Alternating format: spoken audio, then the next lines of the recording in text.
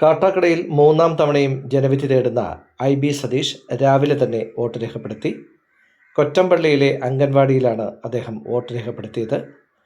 ഈ ബൂത്തിലെ ആദ്യത്തെ vote IB സതീഷിൻ്റെതായിരുന്നു.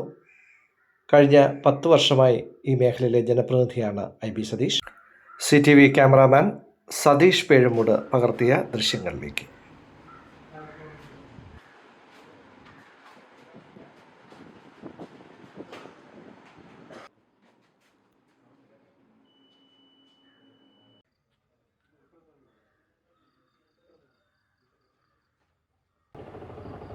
വീടിനരികിലെ Kottampally anganwadi 220 number ബൂത്തിൽ ഇന്ന് ആദ്യത്തെ വോട്ട് രേഖപ്പെടുത്തി ഇന്നത്തെ ദിവസത്തിന് തുടക്കം കുറിക്കുകയാണ്.